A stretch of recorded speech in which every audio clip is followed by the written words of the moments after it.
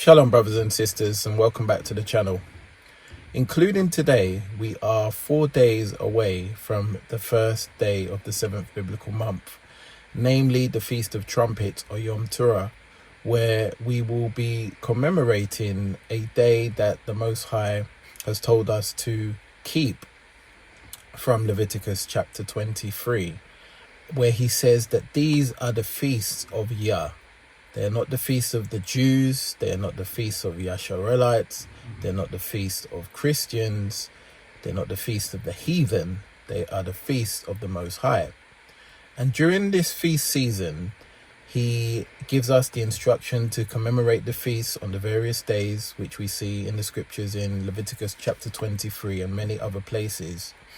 And these feasts are what we class as a shadow of what is to come. They are known as mikras, which is a rehearsal, a dress rehearsal. When you are preparing for an event of particular importance, you will do a rehearsal on multiple occasions until you get correct the event you are preparing for, until you do it in real time, in real life. And the feasts are no different. Now, since the Most High gave us these things in the past, they were always going to be a shadow type of what is to come in the future, i.e. when the real meaning of the feast will be revealed. And these were the things that the Most High hid in his plan of salvation and began to reveal it to mankind when he gave us his various moedims, which are appointed times, his various feast days that he commanded those who believe in him, those who follow him, to keep throughout all their generations. And of course, today we are no different.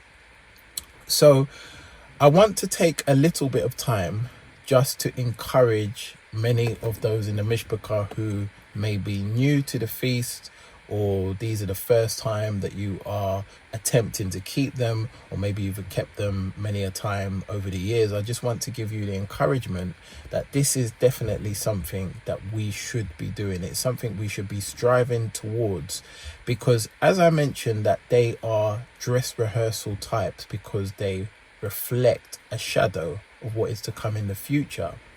We also have to observe that these mikras, these dress rehearsals, can also become real time, the real event. And in the season we are living in now, in the days we're living in the end of days, the feasts have an importance that has never been seen before, because we may be experiencing them in real time rather than them being a dress rehearsal. Perhaps they could be leading towards the real thing in terms of the real fulfillment of what the feasts mean. And so I just want to encourage those who are maybe on the fence, or like I said, those who've been doing it for a long time and maybe thinking, is it still needed to be done? Or those who are coming into it newly, it is an encouragement to you that the Most High wants us to keep his moed. He wants us to keep his appointed times so that we are ready to be in place for his plan of salvation. And this year, more than any other year, the importance of the feast days are prevalent. So if the Most High is willing, on the 7th month, on the first day of the month, the biblical month, that we will be entering in, as I say, in 4 days time on Yom Teurah, I will do a live stream where I will talk more about the actual feasts themselves, starting from the Feast of Trumpets on the 7th biblical month on the first day, Yom Teurah, the blowing of trumpet. We'll talk about the significance of what that means, past, present, and future.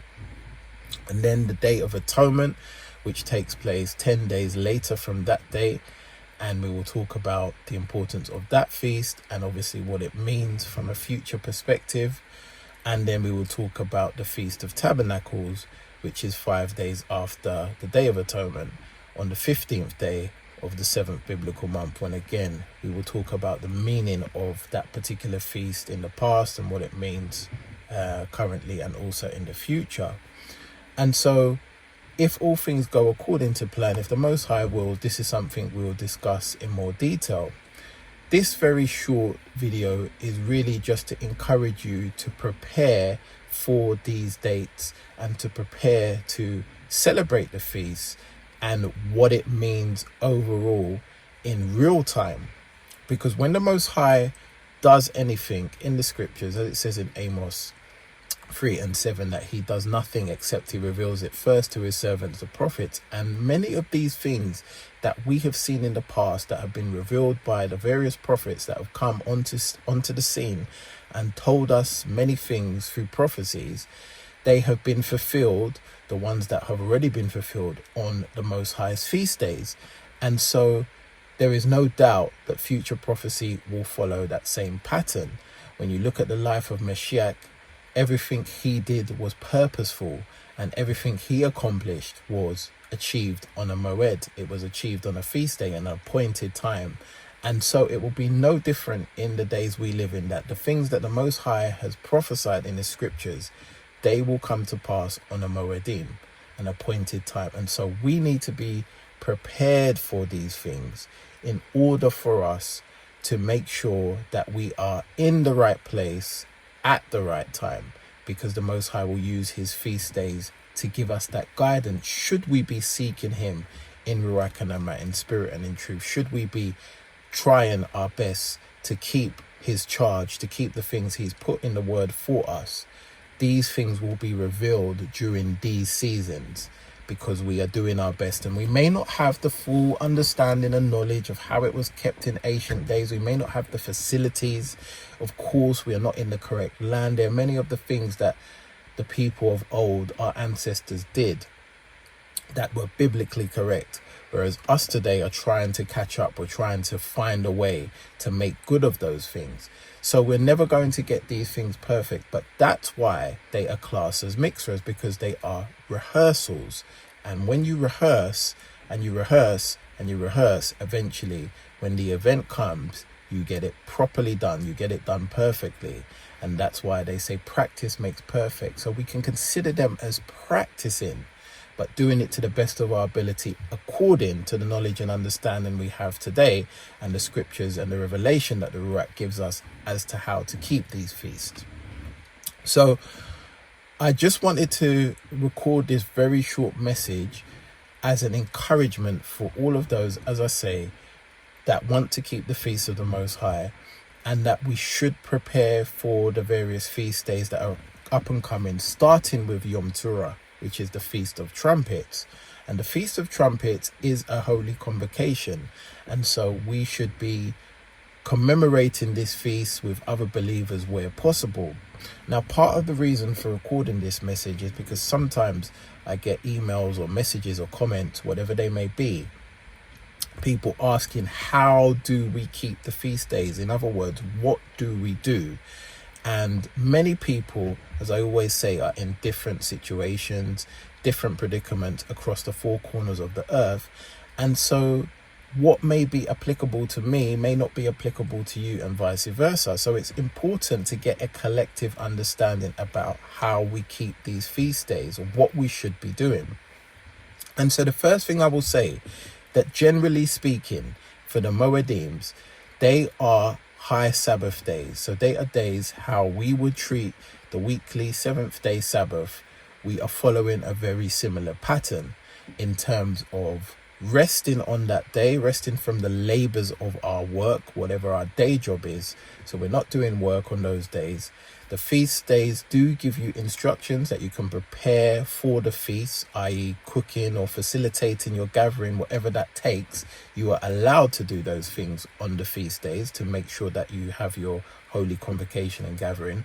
But in terms of your day-to-day, your day job, your bread and butter, whatever that may be, we are resting from those labors. So generally speaking, we're going to be keeping the feast at home with our family or with our friends, in an environment where we can honor the Sabbath, just as we would honor the 7th day Sabbath. So you are preparing for that, having a gathering, a holy convocation, and it is a feast. So we are having food, we are preparing food, we're having a meal. It is a celebration. Apart from the Day of Atonement, which we will talk about, Yah willing, on the live stream, which is a day where we afflict our soul from sunset to sunset. And when we afflict our soul, it means we are fasting. So on that particular day, there's no need to do any preparation of food, because that feast day is not a day of feasting. It's a day of mourning. It is a day of repentance. But again, we will talk about that in more detail. But the first feast day up and coming, Yom Teurah, the Feast of Trumpets, should be a feast day where we're having a high Sabbath day, no work, but we are making sure that we prepare a meal for our friends, for our family, or even if it is just for ourselves. And I'll come on to that in a moment. And so, in addition to these things, the feast days are joyful times. So we should be celebrating. We should be commemorating unto the Most High. There are many scriptures that talk about making a noise in Zion, blowing a trumpet, and especially on the Feast of Trumpets, this is something we might do by blowing a shofar and to create a noise going up to the Most High. And again, Yah be willing, I'll talk more about this. So the feast itself is what you would class in modern days as a celebration. And usually at celebrations, you have food, you have drink, you are joyful. And the joyfulness of the feast is, of course, unto the Father, because of his plan of salvation, because of all the things he has done, all the things he is doing, and all the things that the word says he will do. And so whilst we commemorate these feasts, these are the themes, these are the things that we have in mind. We are giving him honor, thanks and praise and worship unto him on this particular occasion. Now, of course, with the Most High, we should be thanking him and praising him and all these things on a daily basis anyway. But specifically on the feast days, we are bringing into our remembrance the things that the feast represented when they were first introduced and instituted back in ancient times. But we are also looking forward to the future events. And as I say, sometime at some point, those feasts that we are keeping will become real time, where they will fulfill prophecy. And we never know when that could be. That could be right upon us. So we should always be prepared to keep them to the best of our ability. So we prepare for the gathering of people, of our friends, our family, if that's what we're having. It can be a large gathering, it can be a small gathering, it all depends on your situation. And it can also be an individual gathering, because I know many of us, maybe our friends or our family, are not in the truth. So these are not things that they want to commemorate. Or many of us may have family who are far away and we're not able to gather with them. And so it should never stop you from keeping the feast, even if you're on your own. You should still prepare for it like you would prepare if you were having a gathering. You should still make sure that you prepare a meal, that you are not working, that you are ready to celebrate and give up praises to the Most High on that particular day. Because the most important part of worship is what is done in your prayer closet. It's all well and good when you are in a collective environment with people that you are able to offer up praises and give thanks and celebrate. These things are well and good, and I don't take anything away from them, but it is what a man or what a woman does behind closed doors that really shows the Most High you have a relationship with him. And so for people that are on their own and don't have anybody to celebrate the feast with, that could be your test to see what your obedience is. Are you going to say, because I'm on my own, there's no need to really keep the feast, so I won't put the diligence into it that I would have if I was in a group? Or are you going to say, no, even though I'm on my own, I'm still going to give it the attention it deserves and keep that feast to the best of my ability? And I would say it is as important, if not more important, that if you're on your own and you're in this truth, that you do your best to honor the feast day in whatever way you can. And as I've covered before, the intentions of the heart is what the Most High will see, and that is what he will honor. So I would encourage you to still prepare as you would to keep the feast, even if you're on your own. And what that would look like, apart from having a meal, apart from giving thanks, apart from resting on that day, would be perhaps reading some scriptures or watching a sermon or a video or something where somebody with a like mind is talking about the feast and talking about these occasions, so that it can be that you are virtually gathered, whilst you're not physically gathered together with them, but virtually by the ruach of how things work, you would be gathered together with them. And as Messiah said, that where there are two or three gathered, there he is in the midst. So it is important to gather with people, even if you can't do it literally or physically. You can do it virtually, or you can do it in spirit when you are commemorating these days from your heart. The Most High sees, and that is the intention that he will judge. So really and truly, there is no excuse for any of us who are in the faith, in the belief of these things. There's no excuse for us not to do them. And the Most High gives us them in advance because they are on fixed dates. So by his grace, he's given us a restored calendar where we have these seasons marked out. We know when these days are going to fall. We know when they're going to take place. And all we have to do is prepare in advance for them and observe them. And if we put into prayer to the Most High that he will give us the guidance, that he will give us the means, that he will give us the opportunity to celebrate these things, there is no doubt in my mind that he will make that happen, because he wants us to keep these feasts, because that's when revelation is going to come about the things he is doing in real time, so that we will know how to position ourselves, so that we will know how to navigate through the things the Most High is doing. And as I always say, because we're in different situations all across the globe, it is obvious that we're going to have different instructions at various times because of where we are. So we need to be tuned into the Most High's frequency, and there's no better time than doing that when it is an appointed time, a moedim, that is for anybody that follows the Most High, regardless of where you're from. If you believe in the Most High, you should be doing your best to commemorate the feast.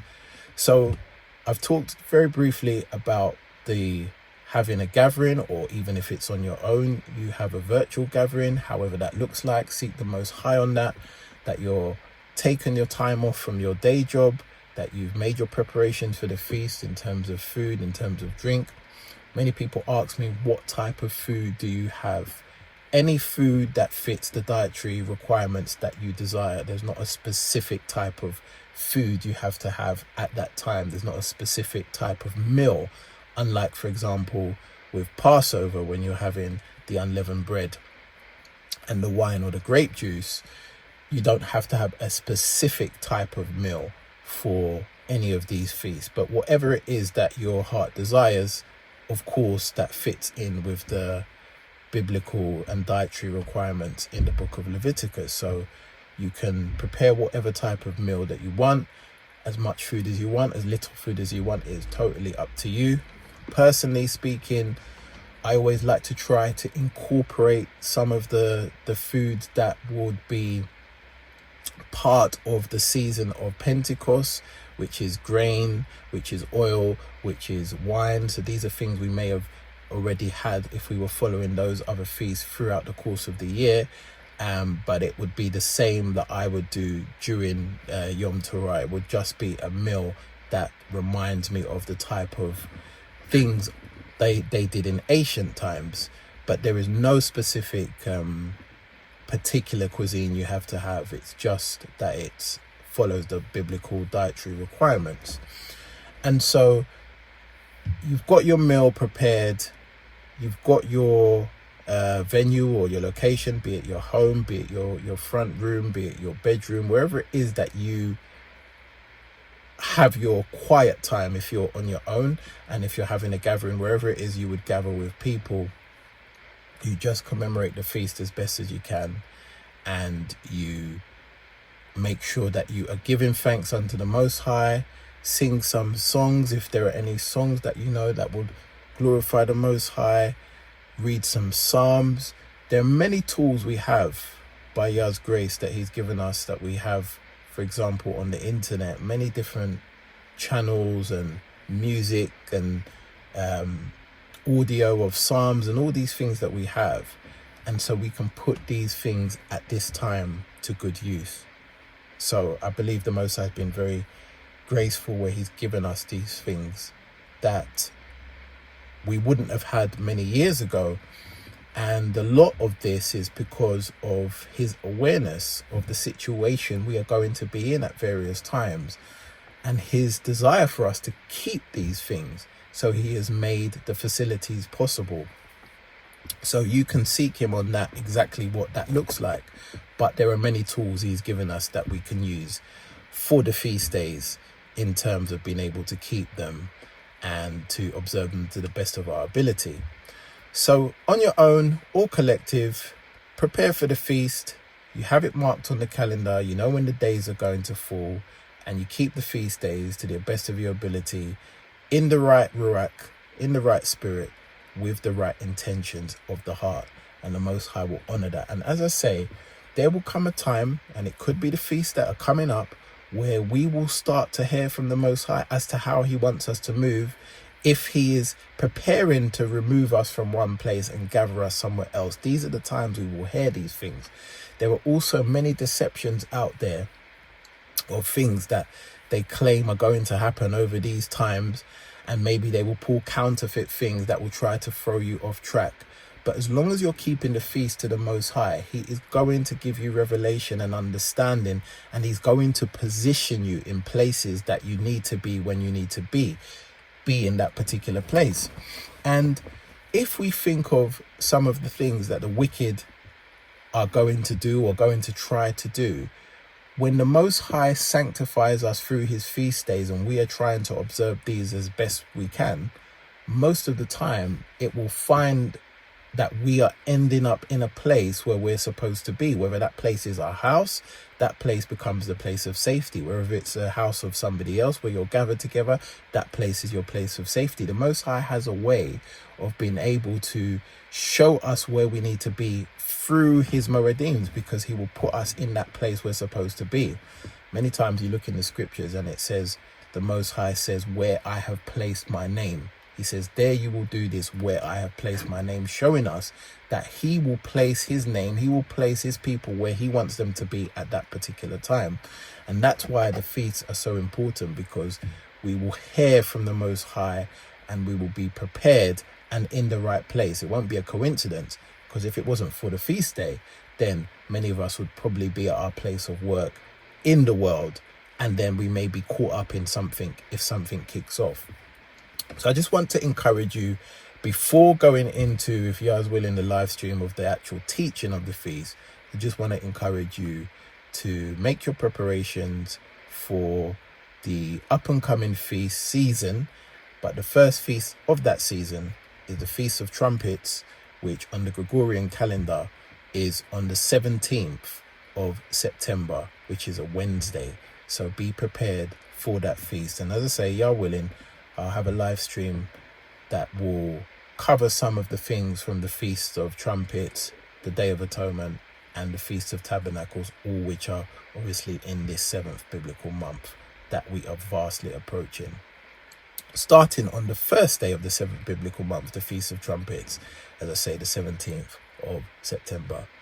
So hopefully that gives you a brief bit of insight into what is up and coming and why we should prepare for these feasts, because they are a mikra, they are a rehearsal of events that will one day take place in real time.